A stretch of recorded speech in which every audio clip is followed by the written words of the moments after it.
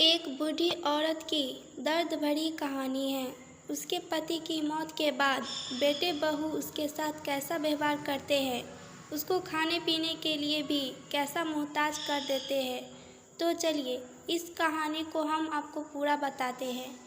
मेरे पति की मृत्यु के बाद मैं अपने इकलौते बेटे के यहाँ रहती थी। मेरी बहू नीतू का एक अलग ही रूप मुझे देखने को मिलता था। साथ ही बेटे भी, रवि का भी। दोनों के मन में क्या चल रहा है मैं अच्छे से जानती हूँ। वह चाहते हैं कि मैं वृद्ध आश्रम चली जाऊँ। उसके जाने के बाद मुझे यह सब देखना और सुनना पड़ेगा। इसका मुझे अंदाज़ा भी नहीं था, पर मैं मन मारकर अपने बेटे और बहू के बातें सुनकर यहीं रहती हूँ, क्योंकि मुझे मेरे पोते और पोती दिखाई देते हैं। उनकी झलक पाकर मुझे सुकून मिलता है। मेरे बहू को कोई दिक्कत नहीं हो, इसीलिए मैं घर के बाहर रहती हूँ। बेटे ने थोड़े मेहरबानी करके घर के ऊपर टीन की चादर लगवा दिए हैं। समय समय पर थोड़ा राशन दे देता है, तो मैं अपना भोजन बनाकर खा लेती हूँ। मैंने अपने बेटे को यह कह दिया, मेरी वजह से दोनों को कोई प्रॉब्लम नहीं होगी। बस मुझे यहीं रहने दे, इसी घर में मुझे मर जाने दो। मैं बस यही चाहती हूँ। मैं अपने आप को खुशकिस्मत समझता हूँ कि कम से कम मेरे लिए इतना तो कर रहे हैं। मेरा बेटा सुबह 9 बजे नौकरी पर जाता है और बच्चे भी उसी समय स्कूल जाते हैं। फिर शाम को 6 बजे मेरा बेटा वापस आता है। बच्चे 3 बजे आ जाते हैं।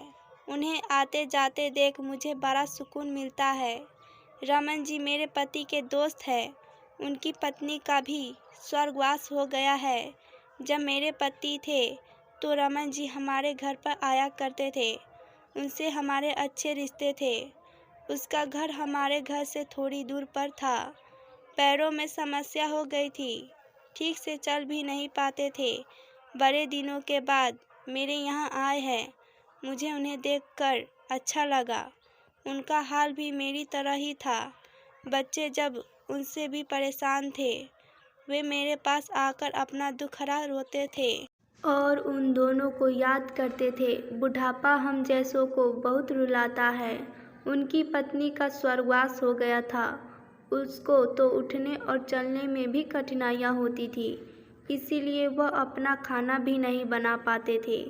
मेरे पास आए तो मैं समझ गई कि इतनी मुसीबत में चलकर पुराने दोस्तों के यहाँ चाय और खाने की चाह में ही आते हैं।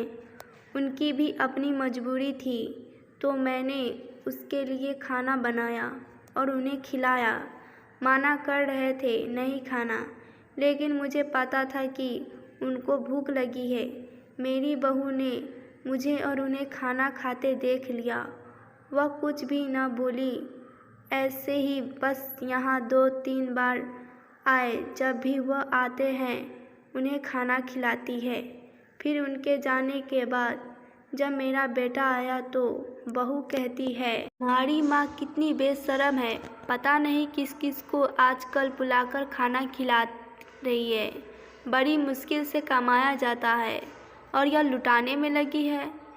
इनका राशन बंद करो, कुछ दिन भूखी रहेगी तो अकल ठिकाने आ जाएगी। मैंने कहा कि मैं अपने हिस्से का उन्हें खिलाती हूँ। तुम्हारे पिता के पुराने मित्र हैं। फिर भी बहू का उल्टा सीधा बोलना ज़रूरी रहा।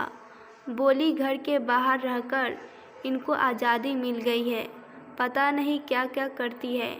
बेटा भी बोला कि कुछ दिन भूखा ही रहने दो इन्हें। मुझे मेरे बेटे ने घर के पीछे सीढ़ी के पास ले जाकर बिठा दिया।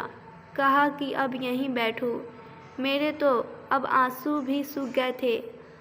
अगले दिन मुझे खाने को नहीं मिला।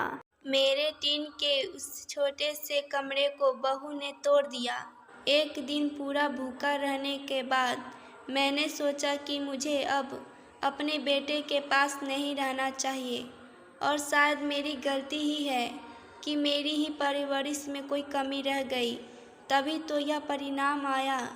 अगली सुबह मैंने अपने बेटे को कहा कि मुझे वृद्ध आश्रम छोड़ आओ। अब मैं तुम दोनों को ज़्यादा परेशान नहीं करना चाहती हूँ। बहू ने कहा कि एक दिन भूखी रही तो अकल ठिकाने आ गई ना। बेटे के चेहरे पर भी अजीब सी खुशी थी। जल्दी से तैयार हो गया मुझे छोड़ने के लिए।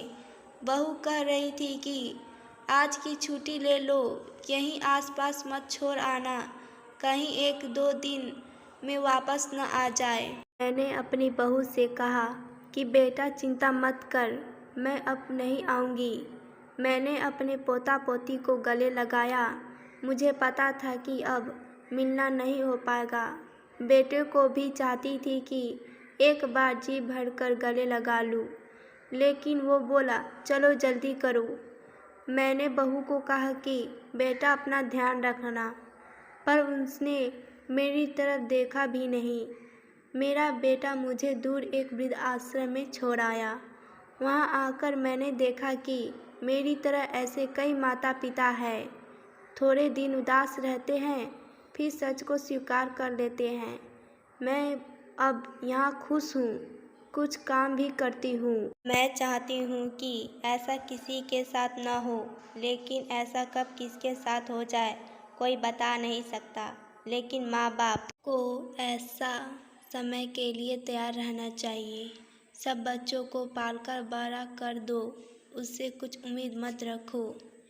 एक और बात मैं आप लोगों से कहना चाहती हूँ कि आप अपने माता पिता के साथ ऐसा व्यवहार नहीं करें, नहीं तो आने वाले समय में भी आपके साथ ऐसा ही हो सकता है। उम्मीद करती हूँ कि आपको यह कहानी पसंद आई होगी। कहानी पसंद आई है तो चैनल को लाइक और सब्सक्राइब ज़रूर करें। इस कहानी को पूरा सुनने के लिए आपका बहुत बहुत धन्यवाद।